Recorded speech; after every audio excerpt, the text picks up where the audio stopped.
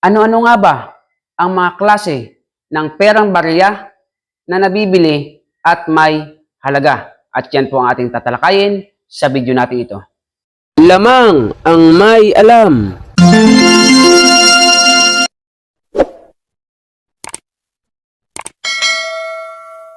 Lamang ang may alam.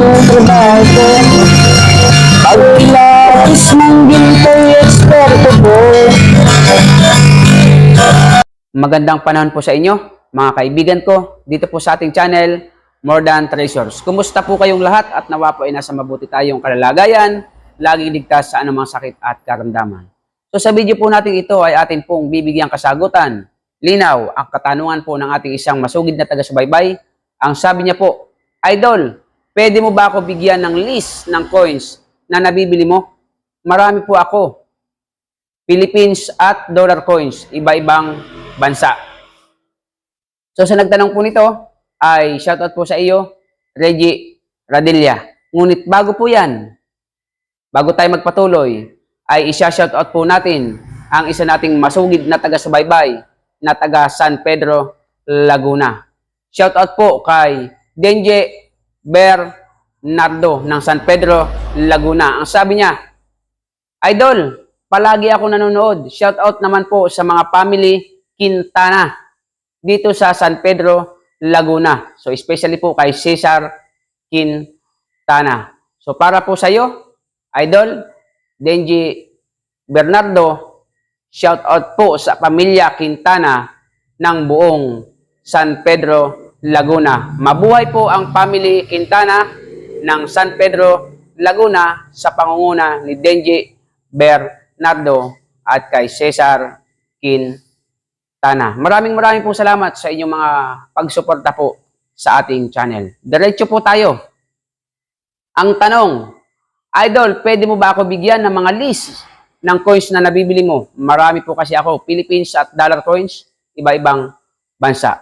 So okay, nung una nating mga video matagal na, may naka-upload na po tayo.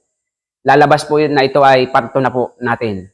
So okay, unang-una, ang mga taon po na nabibili sa coins. Lahat po ng coins ay nabibili. Tandaan niyo po yan. Kaya nga lamang may iba't ibang halaga. Unang nabibili na coins ay ang taon na 1945 pababa. So una pong nabibili na coins at may mga halaga, ito po yung mga taon na ang taon ay 1945 pababa. Matik po yan. Pero meron din po 1945 na fake. May video din po tayo niyan. Alamin niyo po sa video natin kung ano-ano po ang mga 1945 pababa. Kaya kapag titingin ka po ng mga old coins, na mga coins, unang-unang tinitignan po naming mga buyer ay ang taon.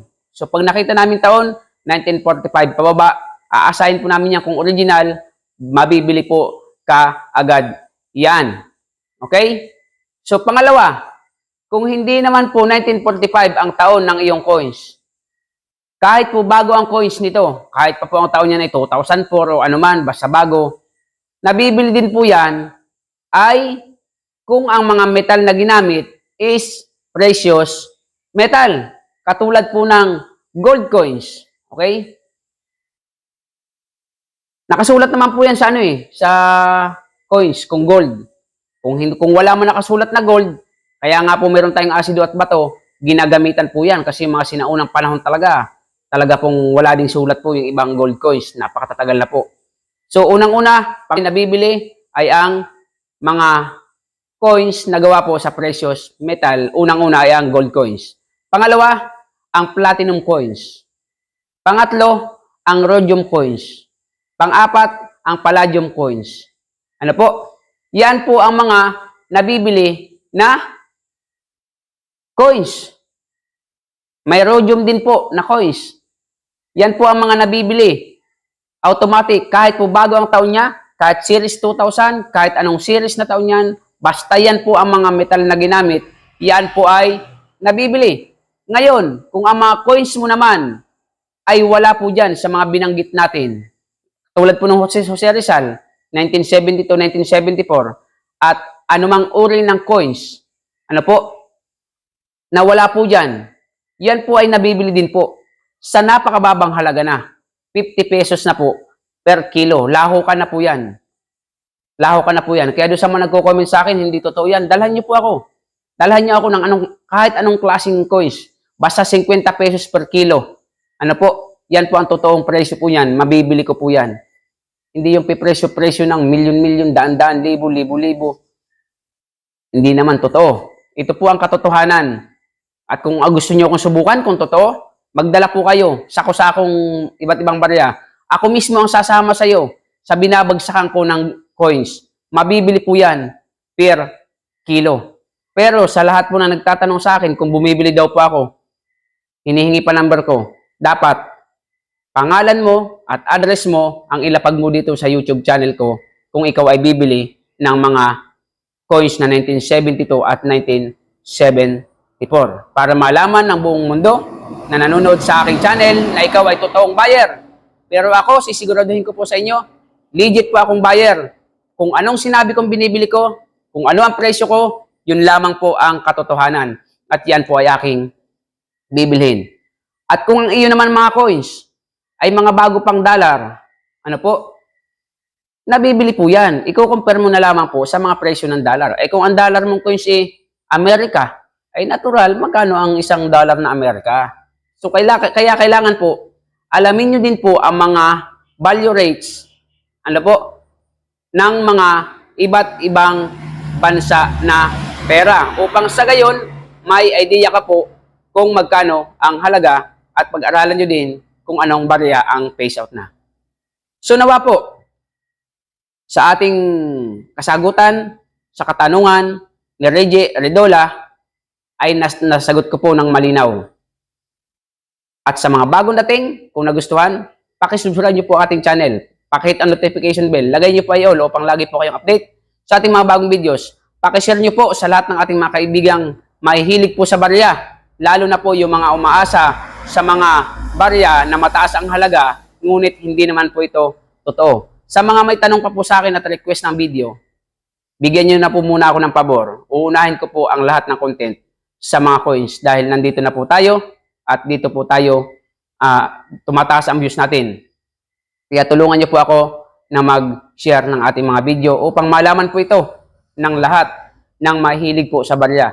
At ang sabi pa nga ng isa, patunayan ko daw na ang 1972 at 74 ay walang halaga. Eh kung gusto mo, pumunta ka sa akin, ibablog natin dalawa Harapan mo, patutunayan ko sa MPK yan. Patutunayan ko sa MPK, yan po ay tanso. Kasi ang sabi niya, may halo daw ginto. Patutunayan ko sa yung yan ay tanso. Hindi ko na po sinabing fake Sorry po kanina. Patutunayan ko po sa yung yan ay tanso.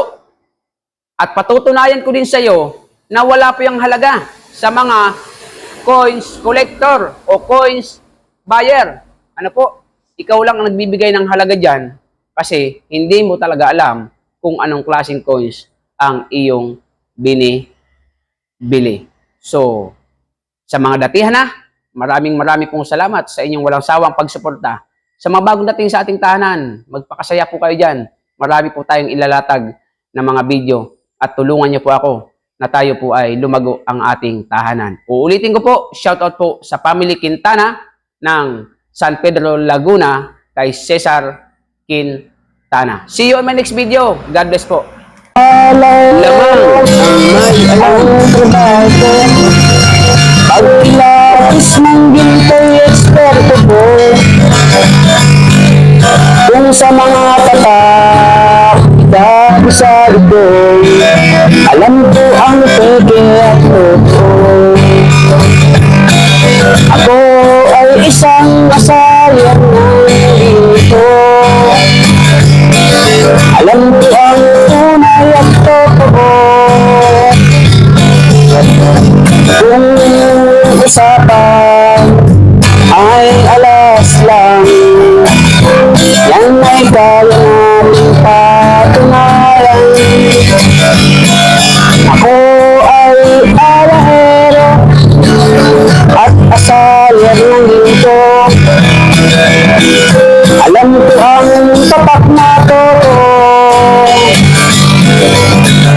Walang maitatago sa usapan na ginto. Agad ang alahero'y eksperto sa ginto.